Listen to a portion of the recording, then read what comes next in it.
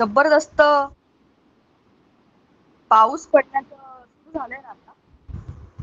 मला आता वाटतंय चांगला सणकून पाऊस पडेल रात्रभर. चला, येस मागच्या वेळेला आपण कुठला धडा पूर्ण केला ते सांगा.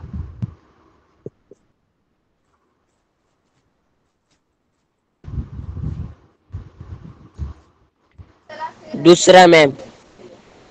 दुसरा. त्याचं नाव काय? Periodic table class. बरोबर, दुसरा धडा आहे. पण तो धडा कुठला आहे, तर काय केलं आपण सांगा बरं मला जरा. प्रश्न आहे, बोला. तुम्हाला बोलण्याकरताच आहेत पहिली 2-3 मिनिटं. त्याच्यानंतर धडा सुरू होईल तेव्हा मग आपण डायरेक्ट सुरू करणार आहे दुसरा नवा धडा आजच. मॅम तुम्हाला आपण काय शंका त्यामध्ये आहे, काय प्रश्न आहेत ते सगळं बोला. अनम्यूट करा आणि बोला बिंदास. डोबेरायनरचा ट्रेड बघितला आपण. बरोबर. डॉबेरनायर्सचे ट्रायड बघितले आपण. अजून पुन्हा मॅम न्यूलँड ऑक्टेव्हेस एक बघितलं. बरोबर. ऑक्टेव्ह बरोबर.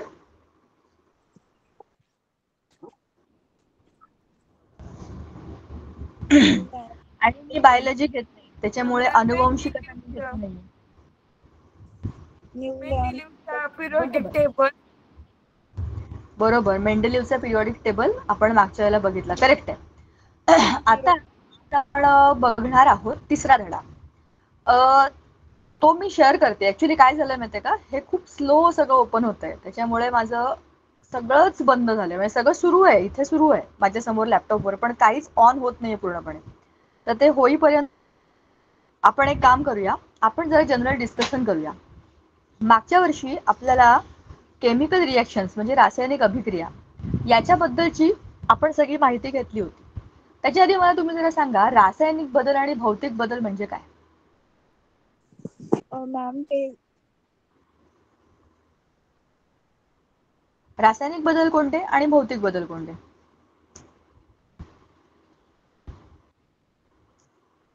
मॅम रासायनिक बदल हे परमनंट म्हणजे परमनंट नसतात. बरं, मग आणि कसे असतात?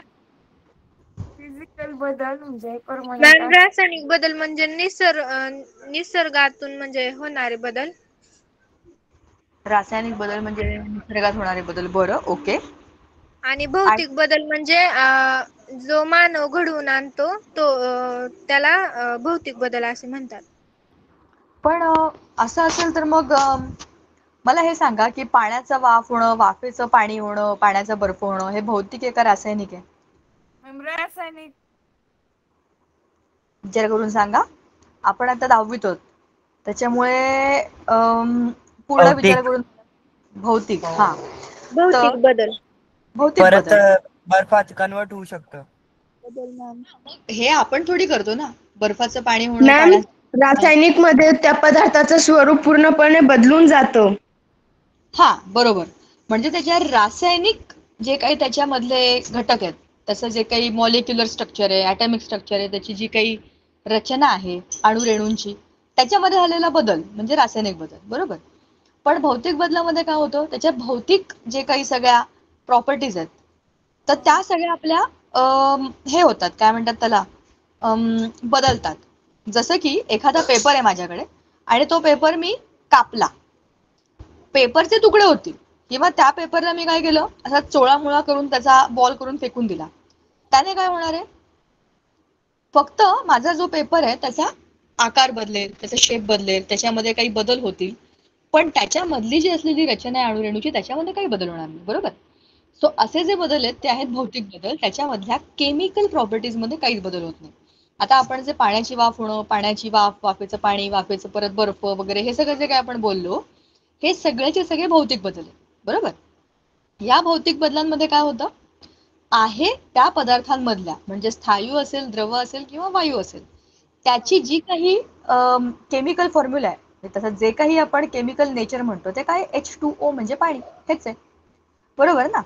त्याच्यामुळे ह्या सगळ्या अभिक्रियांमध्ये म्हणजे या सगळ्या अभिक्रिया म्हणजे ह्या सगळ्या बदलांमध्ये काय होतंय, फक्त आणि फक्त त्याच्या स्वरूपामध्ये, त्याच्या बाह्य रूपामध्ये काहीतरी आपल्याला बदल झालेले दिसतात, पण अंतर्गत त्याच्यामधल्या रचनेमध्ये, त्याच्यामधल्या गुणधर्मामध्ये काहीही बदल झालेले नाही. पेपरचा बोळा घ्या किंवा पेपर घ्या, त्याच्यामधल्या प्रॉपर्टीज पेपरच्याच असतात, बरोबर ना?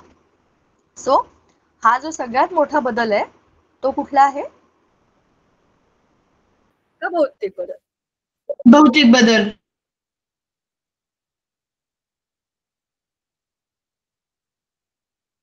मॅम तुम्ही म्यूट आहात. हा, आता मी लॅपटॉपवर आले, मग अशी ते आपोआप म्यूट झालं होतं. आता माझा आवाज येतोय का बघा आणि मी दिसते का बघा. इन केस वाटलं की Yes. काही प्रॉब्लेम वाटतो तर मी कॅमेरा थोडा वेळ बंद ठेवते. तर रासायनिक बदलाचा एक उदाहरण आपण मागच्या वेळेला पण बोललो होतो, ते होतं की फळ पिकणं किंवा एखादा प्रकाश संश्लेषणाची अभिक्रिया असणं. ह्या सगळ्या गोष्टी काय आहेत? हे सगळे रासायनिक बदल आहेत. त्याच्यामध्ये रासायनिक जे काही त्याच्यामधलं जे काही स्ट्रक्चर आहे, त्याची जी काही घडणावळ आहे ती सगळी बदलणं आणि नव्याने काहीतरी गोष्टी बनणं म्हणजे काय? रासायनिक बदल आहे. ही सगळ्यात पहिली पायरी या नवीन धड्याची. मागच्या धड्यामध्ये आपण काय बोललो की प्रत्येक मूलद्रव्याची एक जागा आहे. ती जागा तिथपर्यंत येण्याकरता जे काही आपलं मॉडर्न पिरियोडिक टेबल आहे ते तिथपर्यंत येण्याकरताची सगळी जी काही प्रोसेस होती, जी काही सगळी स्टोरी होती ती आपण मागच्या दुसऱ्या धड्यामध्ये बघितली. आता आपल्याला माहितीये की पिरियोडिक टेबल नावाची एक खूप सिस्टमॅटिक मांडणी आपल्याकडे, त्याच्यामध्ये सगळ्या प्रकारच्या सगळ्या मूलद्रव्यांची जागा निश्चित आहे. त्याच्यामध्ये त्यांचे atomic number, atomic mass number म्हणजे अणु क्रमांक आणि अणु वस्तुमान या दोघांची पण नोंद आहे. त्याच्यामध्ये प्रत्येक एलिमेंट SPDF या हिशेबाने, म्हणजे एस ब्लॉक असेल तर एस ब्लॉक, पी ब्लॉक असेल तर पी ब्लॉक, डी ब्लॉक असेल तर डी ब्लॉक, नाहीतर एफ ब्लॉक असेल तर एफ ब्लॉक, अशा सगळ्या कॅटेगरीमध्ये आपल्याला त्याच्यामध्ये सगळे जे मूलद्रव्य आहेत ते बरोबर दिसतात. मग ह्याच्यातनं आपल्याला त्याचा अभ्यास करणं सोपं जातं हे समजलंय.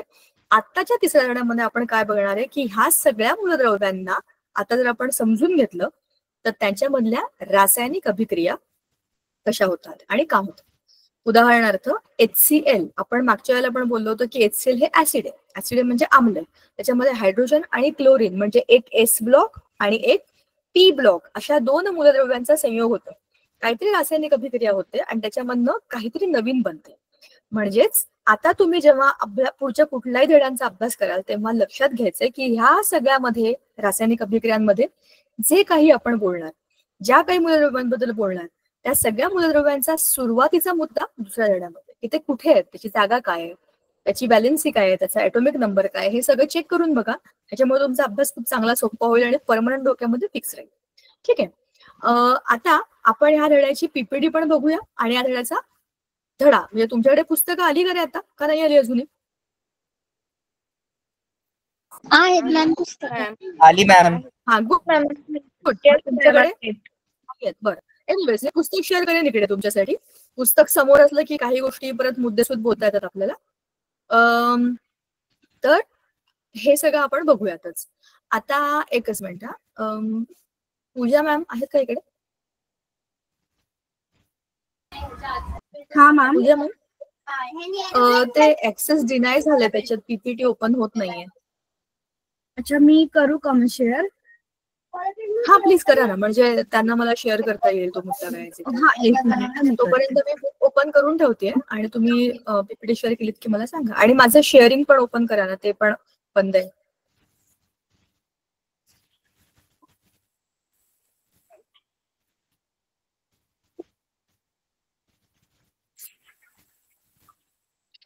मला शेअरिंगचा ऍक्सेस पण द्या, तो पण बंद आहे.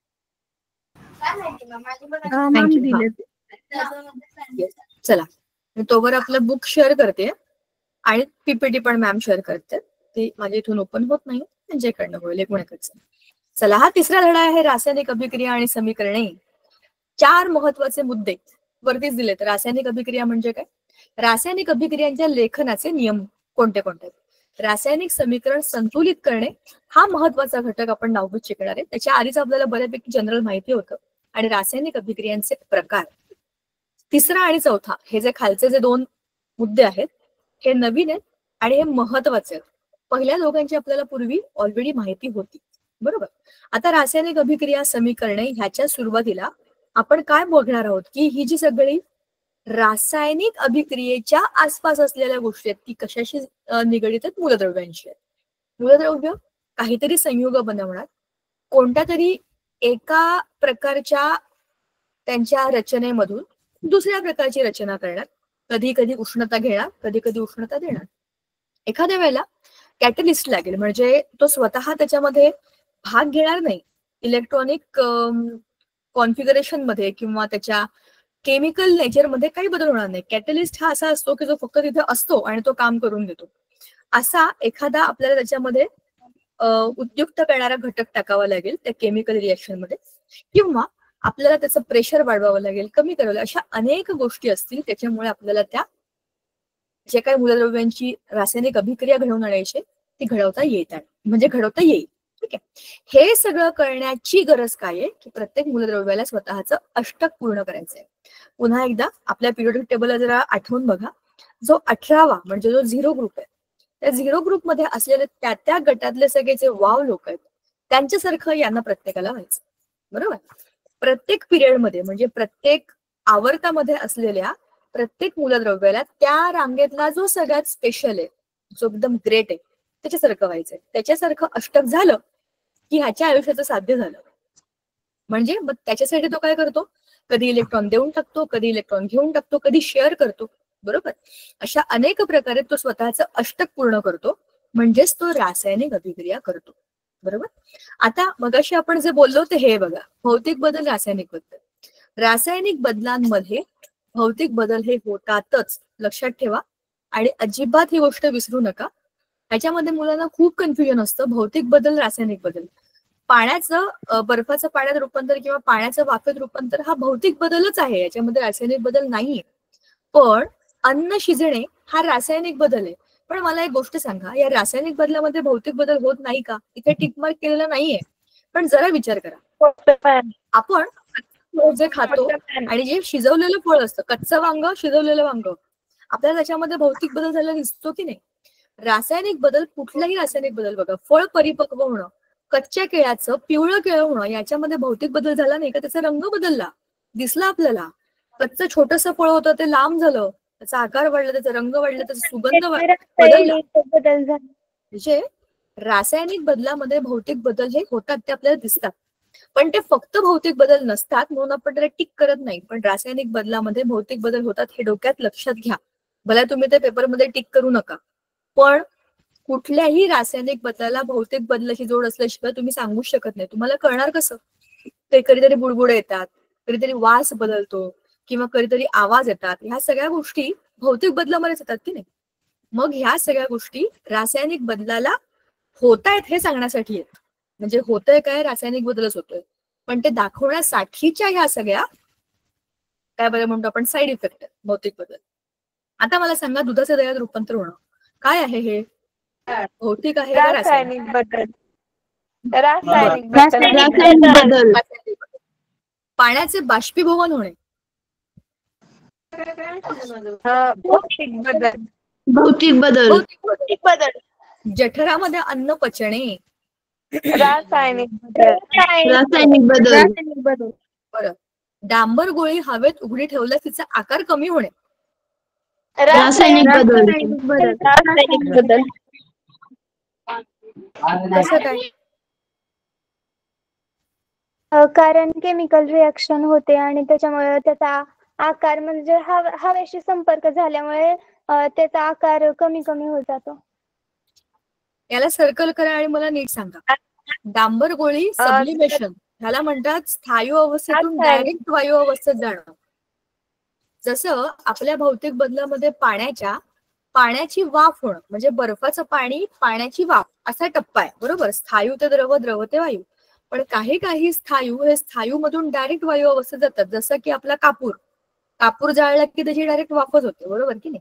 म्हणजे असे काही स्थायू आहेत जे स्थायू अवस्थेतून डायरेक्ट वायू अवस्थेमध्ये जातात, मध्ये त्याचं द्रव अवस्थेमध्ये काही आपल्याला दिसत नाही. हा बदल भौतिक आहे का रासायनिक आहे शोधून मला पुढच्या वेळेला सांगायचं. ठीक आहे. तुम्ही मला रासायनिक बदल सांगितलं, ठीक आहे, ओके, असं आपलं आत्ताच उत्तर आहे. बदलते का आपण चेक करूया. शहावादी फरशीवर किंवा कडप्यावर लिंबाच्या रसाचे डाग पडणे. बघ. रासायनिक बदल. बरोबर. कारण लिंबाचा रस हा ऍसिडिक असतो. शहावादी फरशी किंवा कडप्यावर तो पडला की त्याला एक ऍसिडिक खड्डा पडल्यासारखं होतं. ठीक आहे ना, म्हणून त्याचा अर्थ त्या हिशोबाने आपण घेतो. उंचीवरून पडून काचेची वस्तू फुटणे. भौतिक बदल. भौतिक बदल. काचेचा ग्लास पडला तरी त्याचे तुकडे काचेचेच असतात, त्याच्यामध्ये काही बदल होत नाहीत, म्हणून तो काय आहे, भौतिक बदल. आता पुढे आपण एक गोष्ट बघणार आहोत की अच्छा इथे हॅलो बोला बोला बोला बोला. पूजा मॅमनी ना पीपीटी शेअर केली आहे. वाटलं होतं मला, मी तेच चेक करणार होते. खाली आपल्याला पुस्तकामध्ये जो प्रयोग दिलाय की नाही, त्या प्रयोगामध्ये अच्छा रासायनिक अभिक्रिया आणि समीकरणे बघा. आता रासायनिक अभिक्रिया समीकरणाची सुरुवातच आहे की आपल्या आजूबाजूला असलेल्या अनेक घटना किंवा घडामोडी किंवा अनेक गोष्टी ज्या आपल्या आजूबाजूला अननोईंगली आपण बघत असतो. पाऊस पडतोय किंवा पाण्याची वाफ होते, बाष्पीभवन आपोआप होत असतं, किंवा जसं आपण मगाशी बघितलं फळं पिकतात, दुधाचं दही होतं. ह्या सगळ्या आपल्या आजूबाजूला होणाऱ्या अनेक गोष्टी आहेत, या आपण अनेक लहानपणापासून अननोईंगली बघत असतो आणि आपण विचार पण करतो की असं कसं होतं, पण माहित नसतं आपल्याला की एक्झॅक्टली याच्या मागचं कारण काय. तर ह्याच आपण मगाशी जे बघितलं, भौतिक बदल आणि रासायनिक बदल ही दोन महत्वाची कारण आहेत. एकतर हे कारण असतं किंवा ते कारण असतं. तर ह्या सगळ्या अभिक्रिया जर रासायनिक असतील तर त्या कशा होतात, त्याची मांडणी कशी करायची, त्याला बॅलन्स कसं करायचं, हे सगळं आपण या धड्यामध्ये बघणार आहे, जे की आपण ऑलरेडी मगाशी बोललो होतो. तर नेक्स्ट स्लाइडवर कसं जायचं मॅमना सांगायला लागेल का आपल्याला? Yes ma'am. Okay Pooja ma'am please next slide. Okay हा चला, आता हे आपण बोललो होतो की मूलद्रव्य आणि संयोग म्हणजे काय. इकडे न बघता मला सांगा मूलद्रव्य म्हणजे काय आणि संयोग म्हणजे काय?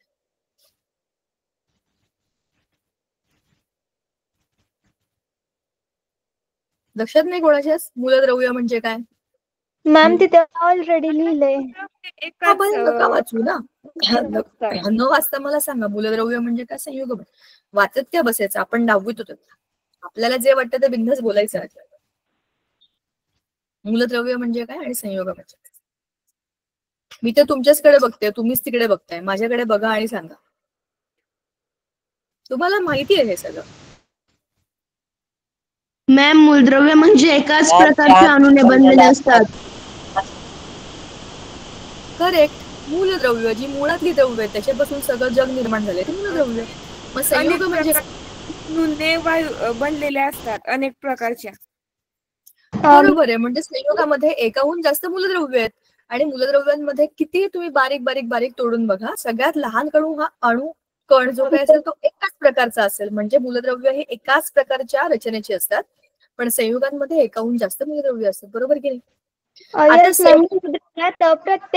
प्रत्येक कण एकसारख्याच पदार्थाने बनलेला असतो आणि संयोगामध्ये ही दोन किंवा अधिक पदार्थांनी बनलेला असतो.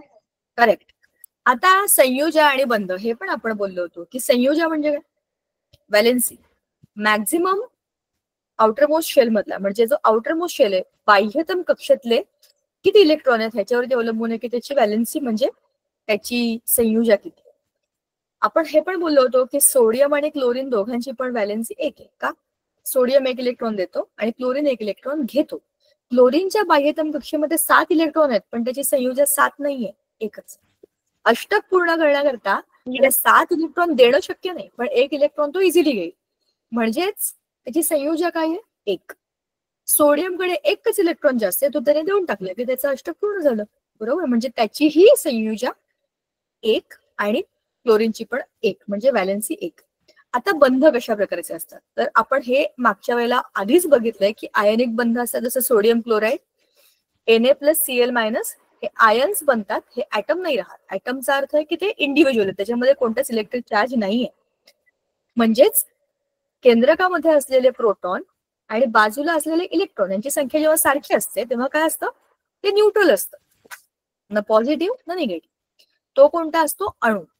पण अणूमध्ये जेव्हा स्वतःचं अष्टक पूर्ण करण्याची स्थिती प्रत्येक ऍटमला हवी असते किंवा कमवायची असते, त्याच्यात तो काय करतो, एकतर त्याचे इलेक्ट्रॉन देऊन टाकतो किंवा घेऊन टाकतो. अशा परिस्थितीमध्ये Na होतो Na+, म्हणजे सोडियम होतो सोडियम प्लस, म्हणजे तो झाला पॉझिटिव्हली चार्ज.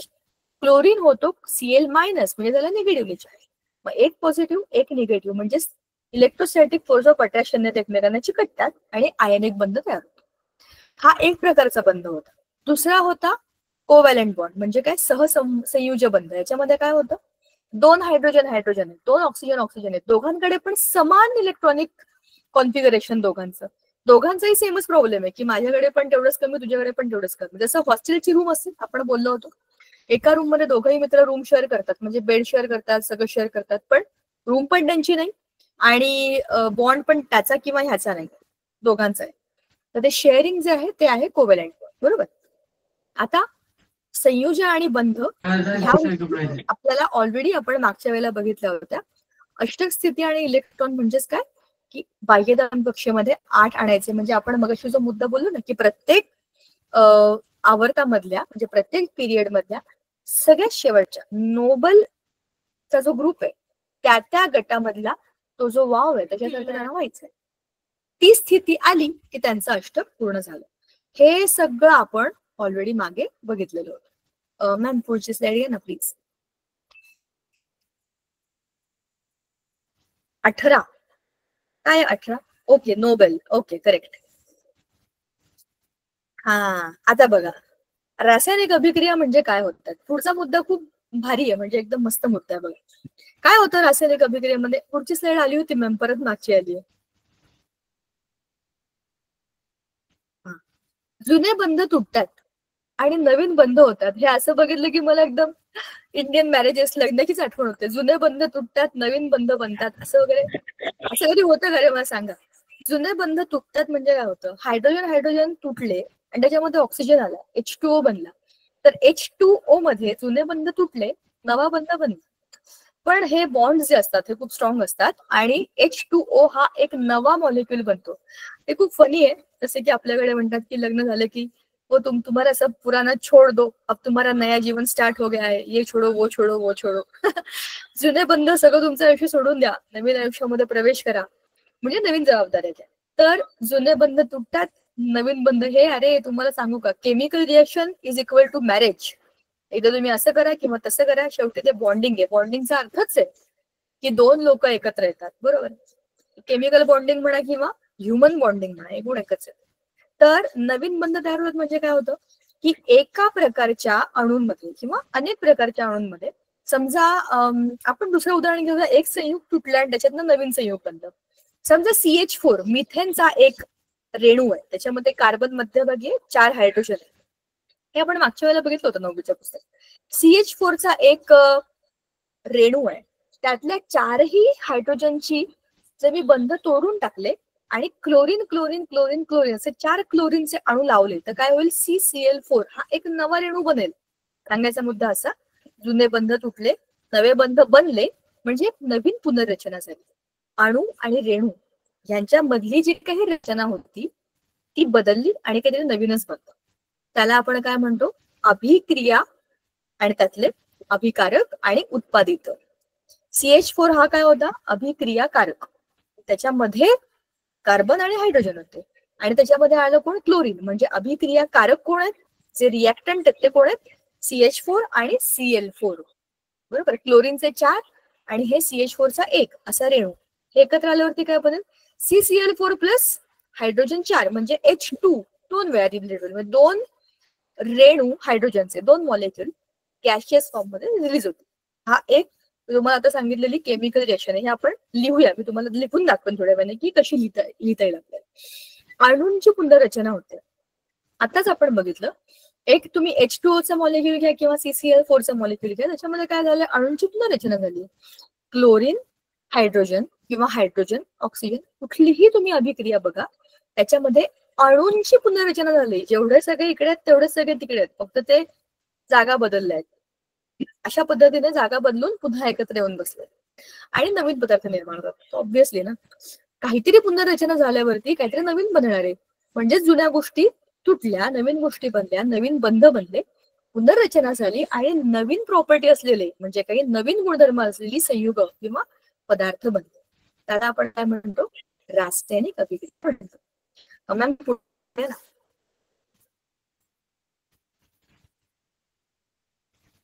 अच्छा, हे लिहिण्याची काही पद्धत असते. हे पण आपल्याला पुस्तकात सुद्धा आहे आणि आपल्याला माहिती असणं गरजेचं आहे. डाव्या बाजूला हे सगळे कोण असतात? अभिक्रियाकारक म्हणजे रिएक्टंट.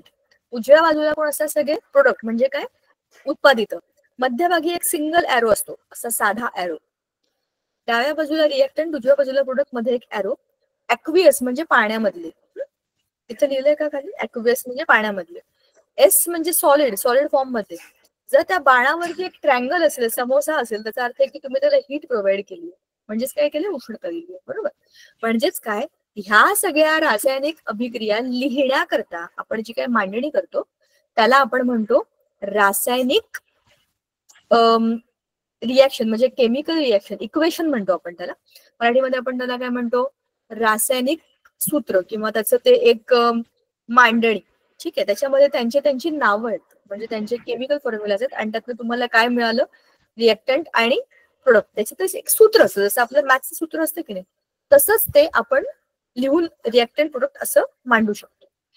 त्याच्यामध्ये बऱ्याचशा गोष्टी, जसं की कॅटलिस्ट असेल किंवा टेम्परेचर असेल. समजा मी पाणी 100 डिग्रीला उकळलं तर मी तिथे लिहिणार 100 डिग्री सेल्सिअस. म्हणजे तुम्हाला जेव्हा तुम्ही रिएक्शन बघता तेव्हा तुम्हाला काय समजतं? की एक अभिक्रिया झाली आहे, त्याच्यामध्ये असं असं झालेलं आहे. थांबा, आता मी तुम्हाला एक अभिक्रिया लिहूनच दाखवते, त्यातनं म्हणजे आपल्याला ह्या सगळ्या गोष्टी चांगल्या सांगता येतील. एक minute, let me share paint with you.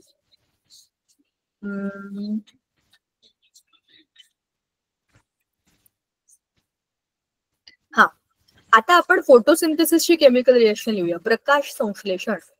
एक मिनिट, मी शेअर करते तुमच्या समोर, स्क्रीन शेअर करते, मग तुम्हाला बरोबर.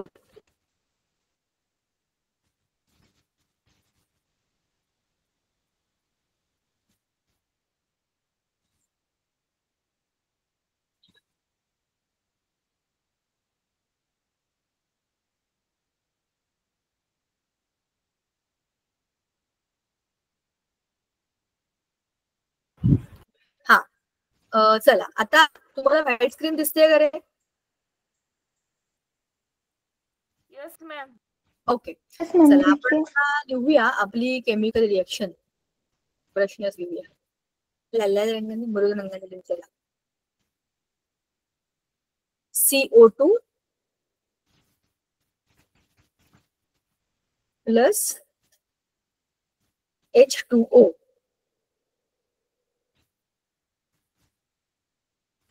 हे तुम्हाला काय देणार? ग्लुकोज. ग्लुकोजचा फॉर्म्युला आहे C6H12O6 आणि O6. बरोबर. हे ग्लुकोज आहे. आणि ह्या अभिक्रियेमधनं बघा, आता प्रकाश संश्लेषणामध्ये वनस्पती कार्बन डायऑक्साईड घेतात आणि काय देतात?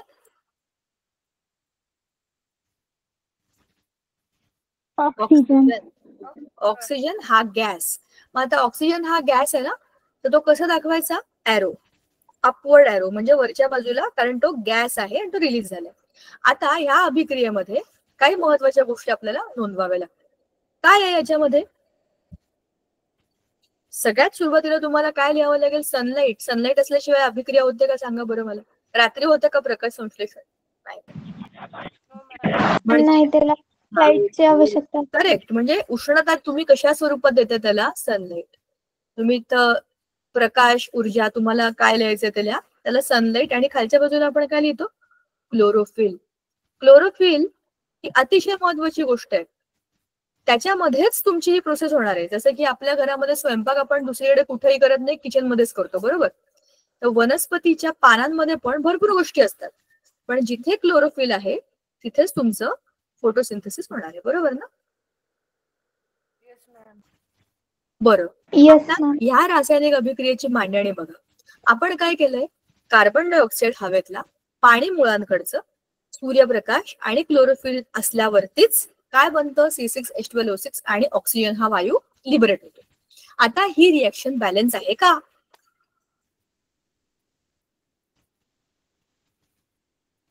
जेवढे या बाजूला कार्बन, ऑक्सिजन, हायड्रोजन, ऑक्सिजन आहेत, तिकडे या बाजूला तेवढे आहेत का? बघा बरं, जरा मला सांगा बरं तुम्ही. नाही आहेत, बघा ना. ऑक्सिजन 2 आहेत, इकडे ऑक्सिजन 2. इकडे हायड्रोजन 2 आहेत पण इथे हायड्रोजन 12 आहेत. म्हणजे इकडे जर मी 6 लावले 6 तर हे झाले का 12. 6 दुणे 12 म्हणजे हे 12 झाले. आता हा किती झाले 6 ऑक्सिजन. हे 6 ऑक्सिजन झाले का इकडे बॅलन्स. हो मॅम. म्हणजे माझे हायड्रोजन बॅलन्स झाले ऑक्सिजन बॅलन्स झाले. आता हा कार्बन उरला हे ऑक्सिजन उरले. आता समजा इथे कार्बन ऑलरेडी 6 लिहिलेले आहेत तर मला इथे कार्बन 6 घ्यावे लागतील ना. मी काय करते बघा मी बॅलन्स करते. इकडे 6 कार्बन आहेत तर माझे इथे 6 कार्बन तर बॅलन्स झाले पण आता माझे ऑक्सिजन किती झाले 12. 6 दुणे 12 कसं केलं मी हा 6 आणि हा 2 ह्याचा गुणाकार केला 6 दुणे 12. पण इथे किती आहेत 2च आहेत आणि इथे 6 आहेत पण हे 6 इथे बॅलन्स झालेले आहेत बरोबर ना. म्हणजे इथे उरलेले मला किती बॅलन्स करायचे 12. म्हणजे एकूण 6 दुणे 12 म्हणजे समजा मी इथे 6 लिहिले तर मला 6 गुणिले 2 12. आता चेक करून बघूया का. आता आपण टिक करूया त्याला. कार्बन 6 आहेत इथे कार्बन 6 आहेत ओके. ऑक्सिजन 6 दुणे 12 इथे 6 दुणे 12 झाले. इथे हायड्रोजन 6 दुणे 12 हायड्रोजन होते 6 दुणे 12 हायड्रोजन आले. इथे पण ऑक्सिजन आहे 6 ऑक्सिजन तर हे 6 ऑक्सिजन इथे ऑलरेडी बॅलन्स झाले. म्हणजे इक्वेशनच्या LHS म्हणजे डाव्या बाजूला जेवढे अणू आणि रेणू आहेत तेवढेच RHS म्हणजे उजव्या बाजूला. इक्वेशन म्हणजे काय समीकरण. समीकरणाच्या डाव्या बाजूला जेवढे अणू आहेत तेवढेच अणू त्या समीकरणाच्या उजव्या बाजूला आहेत. म्हणजे आता ही अभिक्रिया काय आहे बॅलन्स्ड. म्हणजे याला काय म्हणतो आपण दोनही बाजूने संतुलित अभिक्रिया आहे. डाव्या बाजूला जेवढे लोक होते उजव्या बाजूला तेवढेच लोक आलेत फक्त त्यांची काय झाली आहे जागा बदललेली आहे. पुनर्मांडणी बरोबर की नाही. Yes ma'am. यालाच रासायनिक अभिक्रियेचं रासायनिक सूत्र म्हणतात बरोबर. समीकरण म्हणजेच इक्वेशन म्हणजे सूत्र काहीतरी डाव्या बाजूला आहेत याला आपण काय नाव देणार अभिक्रिया कारक किंवा अभिकारक. का बरं हे अभिक्रियेमध्ये भाग घेतात म्हणून याला आपण काय म्हणतो रिएक्टंट. का बरं ते रिएक्ट करतात म्हणजेच काय आहेत ते अभिकारक किंवा अभिक्रियाकारक. दुसऱ्या बाजूला काय आहे उत्पादन. इंग्लिश मधून काय म्हणतात याला अभिक्रियाकारकाला म्हणतात रिएक्टंट. लिहून देणार आहे मी त्याच्यामुळे तुमच्या चांगलं लक्षात राहील ते. उजवीकडे काय आहे उत्पादिते म्हणजेच काय आहे प्रोडक्ट.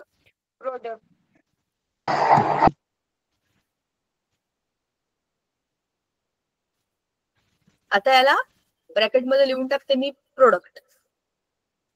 PDT म्हणजे प्रोडक्ट बरं का शॉर्टकट आहे हा. आता अभिक्रियाकारकाला आपण म्हणतो रिएक्टंट म्हणजे रिएक्टंट REA इथे मावणार नाही येते रिएक्टंट. ठीक आहे एवढं लिहिते काय कळलं का तुम्हाला इंग्लिश मिडियम वाल्यांना. रिएक्टंट हे उत्पादित. सनलाइट म्हणजेच एक प्रकारची उष्णता दाखवतात ट्रायंगलने. क्लोरोफिल हा एक कॅटलिस्ट आहे. कॅटलिस्टला मराठीत एक खूप छान नाव आहे ते तुम्हाला पुस्तकात बघून मी सांगते मला त्याला एक्झॅक्टली काय म्हणतात लक्षात नाही आता. कॅटलिस्ट स्वतः अभिक्रियेमध्ये भाग घेत नाही पण तो त्या चालना देतो म्हणजे अभिक्रियेला चालना देतो. त्याला जसं आपल्या घरामध्ये आई असते ना नुसतीच समोर असेल तरी आपण पटापट कामं करतो आणि ती झाली की रिॲक्शन पूर्ण होते. तर कॅटलिस्ट हे स्वतः अभिक्रियेमध्ये कधीच भाग घेत नाहीत नुसतेच तिकडे उभे असतात आणि लोकांकडून काम करून घेतात. इथे क्लोरोफिल हा एक प्रकारचा कॅटलिस्ट आहे बरोबर. त्याच्यामुळे ही अभिक्रिया पूर्ण होते. आता याच्यामध्ये CO2 हा काय आहे गॅस. H2O हा काय आहे ऍक्वियस म्हणजे त्याला ऍक्वियस AQ असं लिहिता येईल म्हणजे पाण्यामध्ये. ठीक आहे म्हणजे स्वतः पाणीच आहे. C6H12O6 हे काय मला सांगा सॉलिड आहे की नाही. सॉलिड फॉर्म आहे ना तो. आणि O2 हे आपण ऑलरेडी गॅस आहे ते आपण गॅस या फॉर्म मध्ये लिबरेट केलेलं दाखवलं. समजा अशी एखादी अभिक्रिया आहे त्याच्यामध्ये खाली त्याच्या बाजूला पांढऱ्या रंगाचं असं प्रेसिपिटेट उरतं की नाही. प्रेसिपिटेट म्हणजे खालच्या बाजूला तो काळा जसं जमा होतो की नाही तसं जमा होतं ते दाखवण्याकरता. जसं आपण आता हे दाखवलंय काय अपसाइड एरो म्हणजे काय गॅस. असा डाऊन साइड एरो म्हणजे डाऊनवर्ड एरो कशासाठी असतो प्रेसिपिटेट. प्रेसिपिटेटचा अर्थच आहे की तुमच्या रासायनिक अभिक्रियेमध्ये काहीतरी बनलं आणि ते खालच्या बाजूला जमा झालं. केव्हाही बघा जड वस्तू खाली जमा होतात ना, त्याला आपण प्रेसिपिटेट म्हणतो. हे इथपर्यंत समजलं रासायनिक अभिक्रियेची मांडणी. Yes ma'am. बघितलंय ते या धड्यातला सगळ्यात महत्वाचं मर्म आहे. म्हणजे काय आहे, रासायनिक अभिक्रिया बॅलन्स कशी करायची. याच्यावर तुम्हाला खूप साऱ्या पुढे उदाहरणं देणार आहेत. ते तुम्हाला समजलं का काय करायचं. सगळ्यात आधी मोजायचं, डाव्या बाजूला किती, उजव्या बाजूला किती. मग काय कमी जास्त आहे त्याला बॅलन्स करत राहायचं. लक्षात ठेवा, डावी बाजू बॅलन्स करण्याकरताच उजवी बाजू आहे आणि उजवी बाजू बॅलन्स करण्याकरता डावी बाजू आहे. जसं इथे कार्बन 6 होते, इथे कार्बनच्या मागे पुढे कोण नाहीये वाली त्याला. मग मी काय बघितलं, अरे इथे तर कार्बन 6 आहे यार, इकडे हा कार्बन एकच आहे. मग बॅलन्स कसं करू, मग त्याला तिथे 6 लिहिलं. मग काय झालं, त्याच्यामुळे ऑक्सिजनची नंबर बदलला की नाही. मग आता या ऑक्सिजनला परत मला इकडे उजवीकडे येऊन चेक करावं लागतं. सांगायचा मुद्दा, हे दोन्हीकडे खेळत राहावं लागतं, कधी डावीकडे कधी उजवीकडे, कधी उजवीकडे कधी डावीकडे.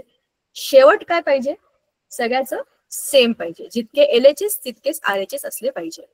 इथपर्यंत समजलंय. Yes ma'am.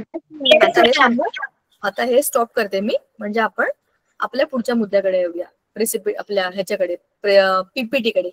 प्रेसिपिटेट म्हणत होते बघा मी. किती परिणाम होतो. बरं, ओके. भौतिक बदल वर्सेस रासायनिक बदल, ह्याच्यामध्ये आपण काय बघितलं, स्थायित्व, संघटन आणि उदाहरणं. भौतिक बदल रासायनिक बदल आपण मगाशी जे बोललो तेच होते. आता आपण जे बघितलं ते रासायनिक अभिक्रियेची मांडणी बघितलं, ते पुढच्या टप्प्यावरती येईल धड्याच्या. आता भौतिक बदल आणि रासायनिक बदल कोणते कोणते असतात, मगाशी डिस्कस केलेले सगळे आपण आता परत काही बोलणार नाहीये. भौतिक बदलामध्ये फक्त भौतिक प्रॉपर्टी बदलतात, फिजिकल चेंजेस होतात. रासायनिक बदलामध्ये रासायनिक बदल होतात.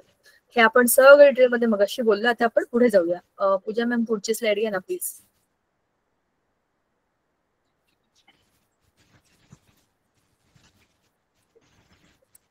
दैनंदिन जीवनातली उदाहरणं.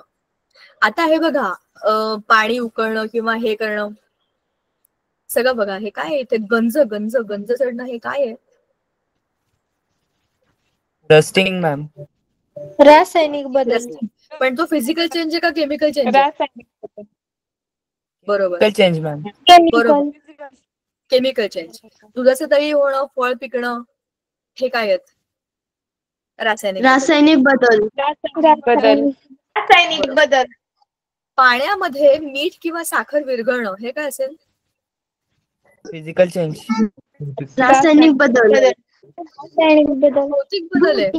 पाण्यामध्ये तुम्ही साखर विरघळवली किंवा मीठ विरघळवलं आणि त्याला उन्हात नेऊन ठेवलं तर पुन्हा पाण्याची वाफ होऊन जाईल आणि पुन्हा तुम्हाला मीठ मिळेल. म्हणजेच काय, तुम्ही त्यांना फक्त मिक्स केलंय, मिश्रण बनवलंय, त्याच्यामध्ये संयुग नाही झालेलं.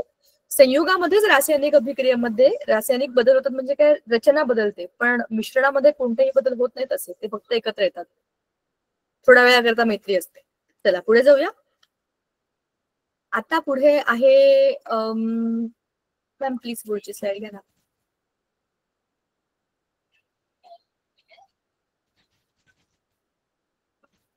पूजा मॅम पुढची स्लाइड घ्या ना.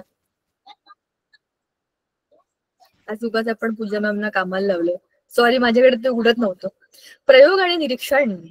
अच्छा, ही सगळ्यात महत्वाची गोष्ट आहे बरं का. पुस्तकामध्ये याच्यावर किती एम्फेसिस केलंय मला माहिती नाही, पण एक चांगला वैज्ञानिक प्रयोग आणि निरीक्षण ह्या दोनही गोष्टींना कधीच डावलत नाही. तुमच्या आजूबाजूला असलेल्या प्रत्येक गोष्टीचं जेव्हा तुम्ही निरीक्षण करता तेव्हा तुम्हाला प्रश्न पडतात आणि त्या प्रश्नांना जेव्हा तुम्ही शोधता तेव्हा तुम्हाला उत्तर मिळतं आणि ते उत्तर वैज्ञानिक असतं. त्याच्यामध्ये खूप माहिती असते. साधं फुलाचं फळ कसं होतं, लहानपणापासून आपण बघतो की कोणतरी पेरूच्या झाडावरती पांढरं फुल होतं, त्याचा अचानक पेरू झाला, तो पेरू मोठा होत गेला, तो पिकला आणि पडला. ह्याच्यामध्ये कुठेच आपण नाहीये, सगळं आपोआप झाड करतोय. वेगवेगळ्या रंगाची फुलं आपल्या आजूबाजूला असलेली,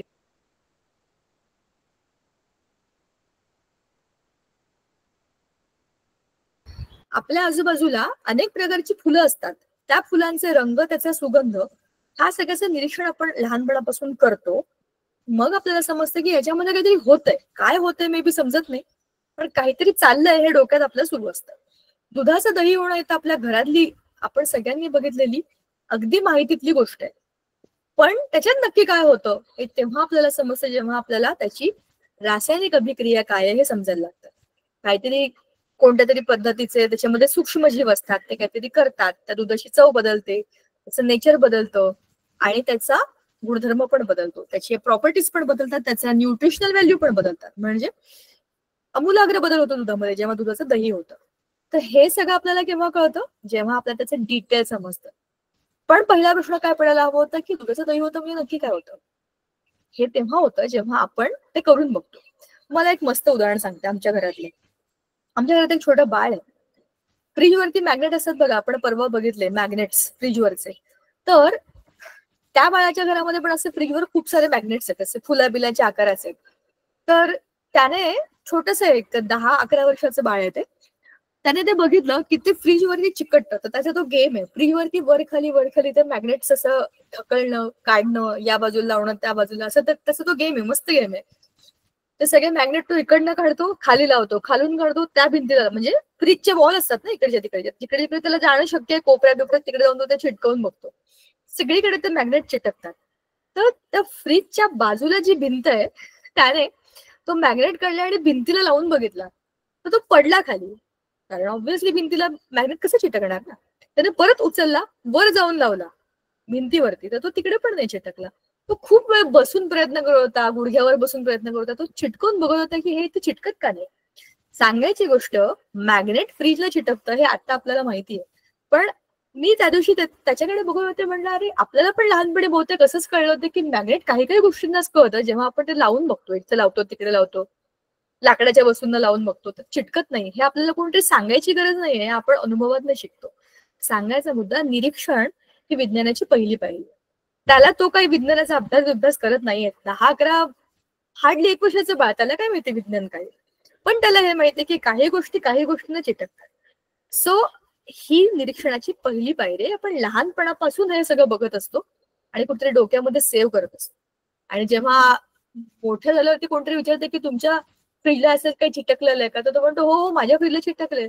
नंतर त्याला कळतं की हे तर मॅग्नेट होतं, पण हे चिटकतं हे आधीपासून माहिती होतं. म्हणजेच प्रयोग आणि निरीक्षण हा छोटासा प्रयोग, तो प्रयोगच होता की नाही, भिंतीला चिटकवून बघणं. त्याच्यासाठी तर तो प्रयोगच होता. आणि माझ्यासाठी पण तो खूप मोठा प्रयोग होता की काय भारी आहे. म्हणजे लहान मुलं सुद्धा त्यांच्या डोक्याप्रमाणे चेक करून बघतात सगळ्या गोष्टी. आमच्या घरातला आणखी एक किस्सा आहे. आपण ते याच्यामध्ये बघतो ना की साबणाच्या ऍड दाखवतात, ते असे बाथरूम मध्ये टाकतात, मग ते असं चमकदार असं एकदम असं मस्त तसं चमक असं दाखवतात, एकदम फ्रेश क्लीन. तसं आमच्या घरातल्या मुलांनी काय केलं होतं, हँडवॉश तर त्यांच्यासाठी एक खूप मोठं खेळणं आहे. हँडवॉश फेकून द्यायचं जमिनीवर, त्यात पाणी घालायचं, सांगायचं की मी नवा हँडवॉश बनवला, आणि ते पाणी एकमेकांच्या हातावर टाकत बसायचं, असा त्यांचा गेम. पण त्यातला सगळा जो मी भरलेला हँडवॉश होता तो सगळा जमिनीवर टाकला आणि त्याच्यावरती असं चिटकून असं बघत होता की अरे हे चमकतंय का. मी म्हटलं हे काय चाललंय. मग नंतर मला समजलं, ओ अच्छा, ऍड मध्ये जे बघितलं ते करून बघण्याचा प्रयत्न चाललाय की असं बाथरूम मध्ये टाकल्यावरती असं बाथरूम चमकतं का. त्याचं असं तुम्ही ऍड मध्ये बघितलं असेल बघा, त्याला असं स्टार्स बीज दाखवून असं चमकीलं वगैरे असं दाखवतात.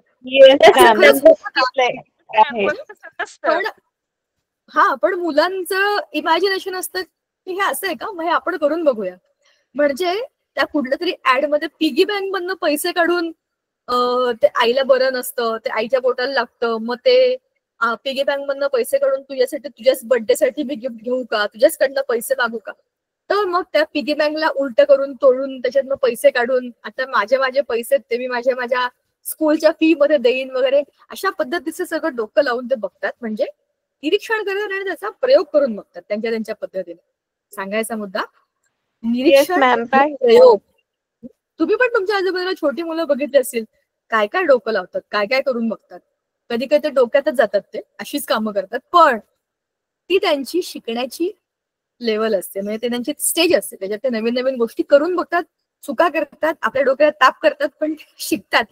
कुठल्या तरी झाडाचं पान खायचं असतं, माहिती असतं, कुठलंही पान खाऊन येतात आणि मग काय झालं समजतच नाही आपल्याला. आपण त्यांना म्हणतो ना, विड्याचं पान खा, तुळशीचं पान खा, बरोबर, अशी काही काही पानं आपण खातो.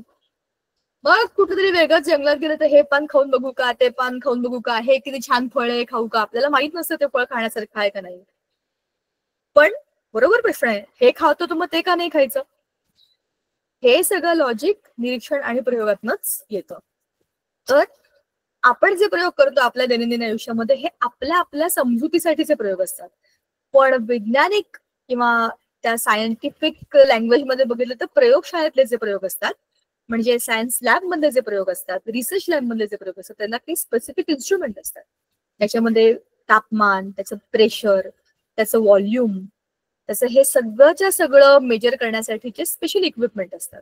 आणि त्याच्या नोंदी ठेवून, त्या निरीक्षणांच्या नोंदी ठेवून त्याच्यावरती निष्कर्ष काढले जातात. आणि त्याच प्रयोगाचा वापर आपण नॉलेज म्हणून करतो. बरोबर. पाणी 100 डिग्रीला उकळतं हे आपल्याला कोणी सांगितलं? कोणतरी हे प्रयोग करून सिद्ध केलं. आणि ती गोष्ट माहिती म्हणून आपल्यापर्यंत आली, जी आता आपण काय 100 डिग्रीला पाणी उकळतं इतकं इझिली बोलतो. पण हे शोधलं, कोणतरी प्रूव्ह केलं, वेगळ्या वेगळ्या ठिकाणी करून बघितलं. महाराष्ट्रातलं पाणी, दिल्लीतलं पाणी, पाकिस्तानातलं पाणी, कुठलंही पाणी 100 डिग्रीला उकळतं हे सिद्ध झाल्यानंतर पाण्याचा बॉइलिंग पॉइंट म्हणजे उत्कलनांक 100 डिग्री हे सिद्ध झालं. म्हणजे सगळ्यांनी ती गोष्ट मान्य केली. असे जे प्रयोग असतात त्याला मांडणी लागते, जी तुमच्या विज्ञानाच्या प्रयोग पुस्तकामध्ये असते. एक त्याचं नाव असतं प्रयोगाचं, की तुम्हाला काय करायचं, तुमचं उद्दिष्ट काय आहे ते तुम्हाला माहिती पाहिजे. काहीतरी दिलं, काहीतरी करायचं, काय केलं तेच माहित नाही असं नाही. कोणत्या तरी उद्देशासाठी तुमचा प्रयोग चाललाय ते सगळ्यात महत्वाचं असतं. मग तुम्हाला साहित्य काय काय लागतं, काय काय नाही लागत. समजा मी तुम्हाला म्हटलं लिंबू पाणी बनवायचंय, हा प्रयोग आहे, तर काय कराल तुम्ही? विचार कराल, मला लिंबू पाणी बनवायचंय. साधा सोपा प्रयोग आहे. सगळ्यांनी आयुष्यात एकदा तरी लिंबू पाणी बनवलं असतं किंवा पाहिलं तरी असतं. तर काय काय आपण त्याच्याकरता घेणार आहे सामान? 2 माणसांकरता बनवायचं. समजा तुमच्याकरता, माझ्याकरता 2च माणसं होतात. ते काय बादलीभर करणार आहे आपण? तांब्यावर करणार आहे, पण 2च ग्लासमध्ये. पण अचानक पाहुणे आले, जास्तीचे लोक आले, तर पातेलं घेऊ, 2-4 तांबे टाकू, साखरेचं प्रमाण बदलेल, लिंबांचं प्रमाण बदलेल. म्हणजेच साहित्य आणि प्रमाण ह्याची तुमच्याकडे एक सूची असते. त्याच्या पुढे जाऊन तुम्ही कृती काय करणार? तुम्ही भांडी घासायला टाकून देणार का? आधीच सगळं सामान लागणार इथे ठेवाल, त्याच्यानंतर एक एक स्टेप कराल, ह्याच्यानंतर हे, ह्याच्यानंतर ह्याच्यानंतर. मग काय केलं तुम्ही? त्याला गाळलं. ह्या सगळ्या कृती आहेत, कृतीचे टप्पे आहेत. जर मी तुम्हाला सांगितलं की लिंबू, हाच तुमचा होमवर्क आहे, लिंबू पाणी कसं बनवायचं ह्याचं मला पद्धतशीर प्रयोगाच्या पद्धतीने मांडणी करून ग्रुपवर टाका. मला बघायचंय की तुम्ही कशा पद्धतीने लिंबू पाणी करणार आणि काय माहिती काय करून मला देणार. समजा मला द्यायचं असेल तुमच्याकडे, मी आले लिंबू पाणी बनवायला, तर लिंबू पाणी बनवायचंय 2 ग्लास तुमच्यासाठी, माझ्यासाठी किंवा सगळ्यांसाठी. तुमच्यावरती आहे तुम्हाला किती लोकांसाठी बनवायचंय, हा होमवर्क आहे. त्या हिशोबाने मला सगळ्या कृती लिहून दाखवायच्या. प्रयोगामध्ये, प्रयोग पुस्तकामध्ये कृतींच्या खाली चित्र असतं. तुम्ही काय काय केलंय, कसं कसं केलंय, सगळ्या साहित्याचं चित्र असतं. चित्र पण पाहिजे त्याच्यात. मग खाली एक टेबल, निरीक्षणाचा तक्ता, ऑब्झर्वेशन टेबल. असं जरुरी नाही ना की 1 चमचा टाकलेली साखर परफेक्ट आहे.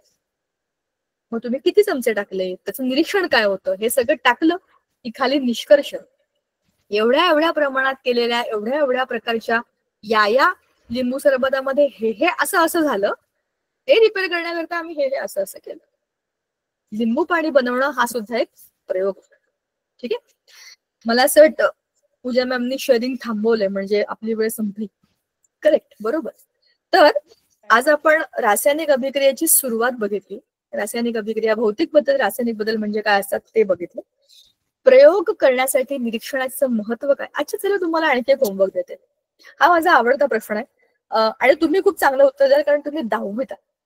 समजा एक मुलगी आहे, तिचं नाव आहे चिंकी. ही चिंकी रोज रात्री 10 वाजता गच्चीत जाऊन आकाशाचं निरीक्षण करते. महिनाभर तिने हा प्रयोग केला. तिला प्रयोग म्हणून नाही करायचा, छोटी मुलगी आहे, 5वी-6वीतली मुलगी आहे ती. पण रोज रात्री 10 वाजता गच्चीत जाऊन बघायचं आणि आकाशाचं निरीक्षण करायचं. तिला खूप प्रश्न पडले होते आकाशाबद्दल, तर तिने ठरवलं की मीच रात्री जाणार 10 वाजता आणि बघणार की मला आज काय दिसतंय. महिनाभर तिने तिचं निरीक्षण लिहिलं एका वहीमध्ये आणि त्याचा एक तक्ता बनवला. विचार करा, 1 पूर्ण महिन्यानंतरच्या तिच्या निरीक्षणाच्या तक्त्यामध्ये काय काय असेल. 2 होमवर्क कळले. एक तर लिंबू पाणी कसं बनवाल त्याची कृती, म्हणजे पूर्ण प्रयोगाच्या प्रयोग, आणि दुसरं 1 महिन्याचं तुमचं आकाशाचं निरीक्षण 10 वाजताच, रात्रीचं 10. ह्या 2 गोष्टी तुम्ही कशा मांडाल ग्रुपवर टाकायच्या आणि मला सांगायच्या पुढच्या लेक्चर. भेटूया. Yes ma'am. चलो. Thank you so much, ma'am. तुमच्यासाठी good night. Welcome welcome. Sweet dream, thank you. ma'am. म्हणजे मला वेगळा होमवर्क देणं मला आवडतं वेगळे होमवर्क करायला. ते करा, पुढच्या वेळेला मला सांगा. चलो बाय मैम बाय. हमारे घर नींबू पानी पियेंगे आएंगे. हम तुम्हारे घर जरूर आएंगे, नींबू पानी पीने जरूर आएंगे. चलो Yes, bye bye. ma'am. Good night. Good night. Bye. Thank you पूजा.